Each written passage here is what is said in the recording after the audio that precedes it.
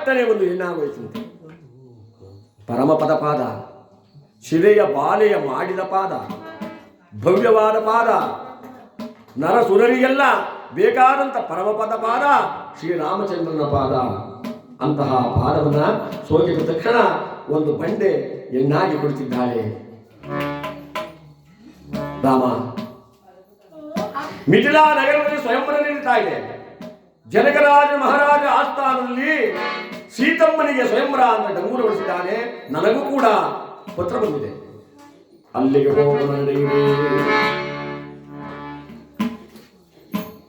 ಶಿವಧನುಸನ್ನು ಪಣಕಾಗಿಟ್ಟಿದ್ದಾರೆ. ಯಾರು ಅದನ್ನು ಎದೆಯೇರಿಸಿ ಅದರ ಹಗ್ಗವನ್ನು ಕಟ್ತಾರೋ ಅಂಥವರಿಗೆ ಸೀತೆಯನ್ನು ಕೊಟ್ಟು ಲಗ್ನ ಮಾಡುವುದು.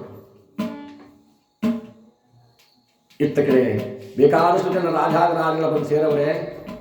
ರಾಮದೇವರು, ಲಕ್ಷ್ಮಣಸ್ವಾಮಿ, ವಿಶ್ವಾಮಿತ್ರ ಮಹರ್ಷಿಗಳು ಕರೆತಂದಿದ್ದಾರೆ.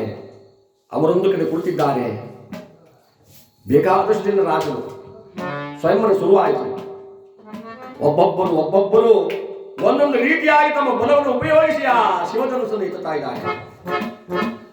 ಒಂದು ಅಂಗಳವನ್ನು ಮೇಲೆ ಕಿತ್ತೋರು ಒಬ್ಬರು ಇಲ್ಲ. ಎಲ್ಲರೂ ದೊಪ್ಪನ ಕೆಳಗೆ ಬಿದ್ದು ನಾಚಿಕೆ ಪಟ್ಟು ಎಲ್ಲ ಬಂದು ಕುಂತ್ಕೊಳ್ತಾ ಇದ್ದಾರೆ.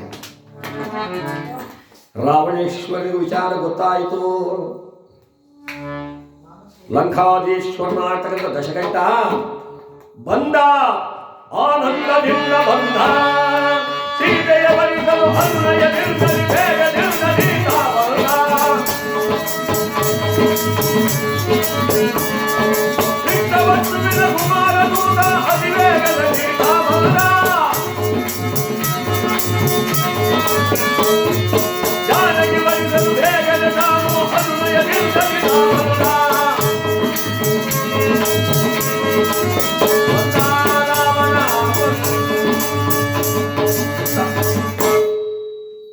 ಬಂದ ರಾವಣ ಅಂತ ಎಲ್ಲರೂ ನೋಡ್ತಾರೆ. ಇಲ್ಲಿಗೋ ಈ ರಾಕ್ಷಸನ ಕೈಗೆ ಜಾನಕಿ ಸಿಕ್ಕಬಿಡ್ತಾಳೆ. ಇನ್ಯಾರಿಗೂ ದಕ್ಕೋದಿಲ್ಲ.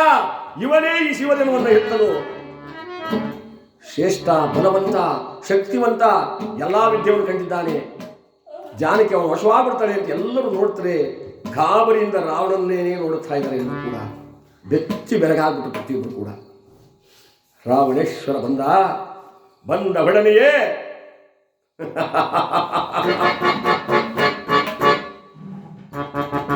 ದಶ ತಲೆಗಳನ್ನು ಕತ್ತರಿಸಿ ನನ್ನ ಮೈನ ನರಗಳನ್ನು ತೆಗೆದು ಆ ಬುರುಡೆಗೆ ಪೋಣಿಸಿ ತಂತಿಯನ್ನಾಗಿ ಮಾಡಿ ವೀಣೆ ಮಾಡಿ ನುಡಿಸಿ ಶಿವನನ್ನು ಒಲಿಸಿಕೊಂಡವನು ನಾನು. ಈ ಶಿವನದಸ್ಸು ನನಗೆ ಯಾವ ಲೆಕ್ಕ ಎಂಬುದಾಗಿ ಆ ಶಿವಧನವನ್ನು ಎತ್ತಲು ಬಂದ. ಅಬ್ಬ, ಎಷ್ಟು ತೂಕ ಇದೆ! ನನ್ನಂತ ಶಕ್ತಿವಂತನಿಗೆ ಇದು ತೂಕ ಕಾಣ್ತಾ ಇದೆಯಲ್ಲ, ಇಲ್ಲ ಇದನ್ನು ಬಿಡಕ್ಕಾಗದು ಅಂತ ಹೇಳಿ ಬಲವಂತದಿಂದ ತಾನೆತ್ತದ. ಎತ್ತಿದರೆ ಈ ಎದೆಯ ಮಟ್ಟಕ್ಕೆ ಎತ್ತದ. ಎತ್ತಿದವನೇ ಆ ಬಡಿ ಸಿಕ್ಕಾಕಬಿಟ್ಟು ಮೇಲೆ ತಾಕಿದ. ಅಲ್ಲಿರೋರನ್ನ ಗಹಗೈಸಿ ಮೆತ್ತಾ ಇದ್ದಾರೆ. ರಾವಣನು ಸೋತೋದ. ಉಪ್ಪರಿಗೆ ಮೇಲೆ ಸೀತಮ್ಮ ನಿಂತಿದ್ಲು. ಕಿಲಕಿಲನೆ ನಕ್ಕಳಂತೆ ರಾವಣೇಶ್ವರ ಗೋಮಾನ ಆಗ್ಬಿಡ್ತು. ಜಾನಕಿ, ಸೀತಾ, ಇಂದಲ್ಲ ಒಂದು ದಿನ ನಿನ್ನನ್ನು ನಾನು ಅಪಹರಿಸದೆ ಬಿಡಲಾರೆ ಎಂದು ಹೇಳಿ ಆ ಧನುವನ್ನು ಕೆಳಕ್ಕೆ ತಳ್ಳಿ ನಾಚಿಕೆ ಪಟ್ಟು ಆಚೆಗೆ ಹೋದ. ಎಲ್ಲ ಕ್ಷತ್ರಿಯರು ಮುಗಿದೋದ್ರು. ರಾಮಲಕ್ಷ್ಮಣರು ಕುಳಿತಿದ್ದಾರೆ. ಗುರುಗಳು, ವಿಶ್ವಾಮಿತ್ರ ಮಹರ್ಷಿಗಳು, ಜನಕ ಮಹಾರಾಜರು ಕೇಳಿದ್ರು, ಸ್ವಾಮಿ, ನನ್ನ ಶಿಷ್ಯಂದಿರು ಇದನ್ನು ಪ್ರಯತ್ನ ಮಾಡಬಹುದೇ? ಅಗತ್ಯವಾಗಿ ಪ್ರಭು, ನೀವು ಮಹರ್ಷಿಗಳು ಧಾರಾಳವಾಗಿ ಎಂದಾಗ ಯಾವ ರಾಮದೇವರು ಮೇಲಕ್ಕೆದ್ದರಂತೆ.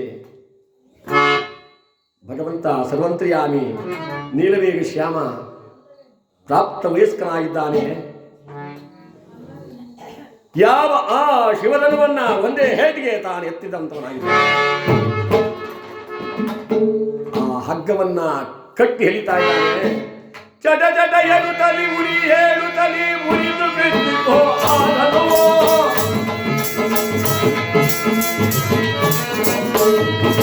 ಜಯ ಜಯ ಗರುಡ ಜಯ ಘೋಷವನ್ನು ರಂಬರದಲ್ಲಿ ಹಾಡಿದರೋ.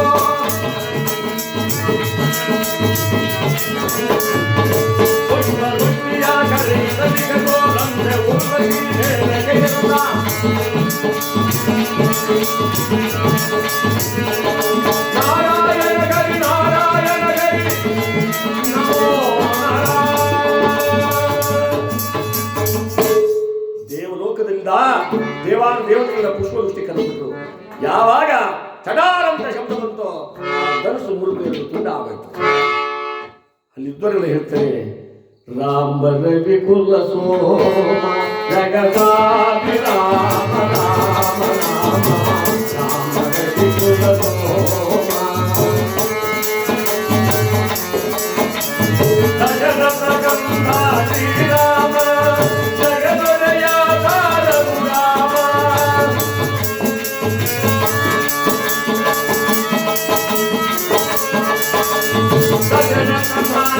ಶ್ರೀರಾಮ ಜಗದೊಡೆಯ ಶ್ರೀ ರಘುರಾಮ ಭವ ಭವ ಹರಿಸುವ ರಘುರಾಮ ಬಂಧನ ತೆರೆವನ ಶ್ರೀರಾಮ.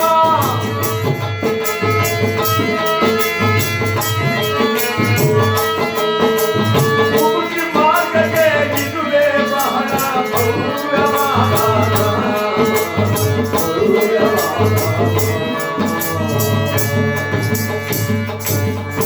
ಮುಕ್ತಿ ಮಾರ್ಗಕ್ಕೆ ಭಗವಾನ್ ನಾಮ ಅಂತ ಎಲ್ಲರೂ ಕರ್ತಪ್ಪಾಳಿ ಪಡೆದಾಗ ಯಾವ ಮಹಾನುಭಾವನ ಆಗ್ತಕ್ಕಂಥ ಜನಕ ಚಕ್ರವರ್ತಿ ರಾಮದೇವರನ್ನ ನೋಡಿ ಸನ್ಮುಖನಾಗಿ ನಗುತ್ತಾ ಇದ್ದಾನೆ. ಆಹಾ, ನೀವು ಸಾಮಾನ್ಯನಲ್ಲಪ್ಪ, ಜಗದ್ರಕ್ಷಕ ಶ್ರೀಮನ್ನಾರಾಯಣ ಅವತಾರ ಪುರುಷ ಅಂತ ಹೇಳಿ ಯಾವ ದಶರಥನಿಗೂ ಕೂಡ ವಿಚಾರವನ್ನು ಮುಟ್ಟಿಸಿ ಆ ಮಿಥಿಲಾ ನಗರದಲ್ಲಿ 4 ಜನ ಮಕ್ಕಳಿಗೂ ಕೂಡ ಏಕಕಾಲದಲ್ಲಿ ಲಗ್ನವನ್ನು ಮಾಡ್ತಾ ಇದ್ದಾರೆ. ಯಾರ್ಯಾರಿಗೆ? ರಾಮ, ಲಕ್ಷ್ಮಣ, ಭರತ, ಶತ್ರುಘ್ನ. ರಾಮದೇವರಿಗೆ ಸೀತಮ್ಮನನ್ನು ಕೊಟ್ಟು, ಲಕ್ಷ್ಮಣ ದೇವರಿಗೆ ಸೌಮಿತ್ರಿ ಆ ಸುಮಿತ್ರ ಅಂತಕ್ಕಂಥ ಕನ್ಯಾರತ್ನವನ್ನ, ಭರತ ಶತ್ರುಘ್ನರಿಗೆ ಅವರ ತಮ್ಮನ ಮಗಳಾಗಿರ್ತಕ್ಕಂಥ ಮಾಂಡವಿ ಸುತಕೀರ್ತಿ 4 ಜನ ಮಕ್ಕಳಿಗೆ ಒಂದೇ ಸಾರಿ ಏಕಕಾಲದಲ್ಲಿ ಲಗ್ನ ಮಾಡುತ್ತಾ ಇದ್ರೆ ಯಾವ ಸೀತಮ್ಮನನ್ನು ನೋಡಿ ರಾಮದೇವರು ನಸುನಕ್ಕನಂತೆ ನಕ್ಕಾಗ ಸೀತಮ್ಮನು ಕೂಡ ತಲೆಬಗ್ಗಿಸಿದ್ದಾಳೆ ನಾಚಿಕೆಯಿಂದ. ನೀನೇ ನನ್ನನ್ನು ಬಯಸುತ್ತಿದೆ, ನೀನೇ ನನ್ನನ್ನು ಬಯಸುತ್ತಿದೆ, ನೀನೇ ನನ್ನ ಹೃದಯದ ಜನರು, ನೀನೇ ನನ್ನ ಹೃದಯದ ಜನರು ಕಳವಳವಾದ ಬಯಸುತ್ತಿದೆ, ನೀನೇ ನೀನೇ ನನ್ನ ನೀನೇ ನನ್ನ ನೀನೇ ನನ್ನ ಹೃದಯದ ಜನರು ಕಳವಳ ನೀನೇ.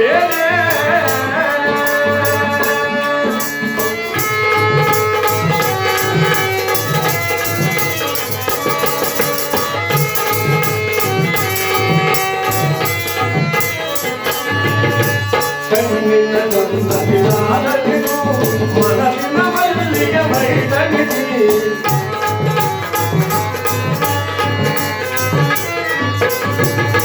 ಕನಸೋ ನಿಜವೋ ಒಂದನುದಿಯ,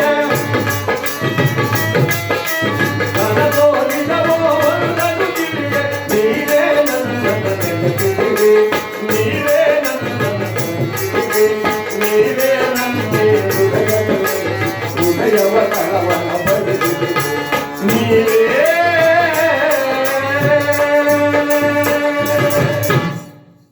ಸ್ವಾಮಿ, ಕಣ್ಣಿನಿಂದಲೇ ನನ್ನ ಹೃದಯವನ್ನು ನೀವು ಗೆದ್ದು ಬಿಟ್ರಿ ಎಂದಾಗ ರಾಮದೇವರು ನಕ್ಕರಂತೆ, ನನ್ನ ಮನಸ್ಸಿನ ಆರಾಧ್ಯ ದೇವಿ ನೀನು ನನಗೆ ದೊರಕಿದೆಯಲ್ಲ ಅಂತ ಹೇಳಿ ಯಾವ ನಮ್ಮ ಬಿಂಜಪ್ಪನವರು ಅವತ್ತು ಕಂಕಣವನ್ನು ಕಟ್ಟಿ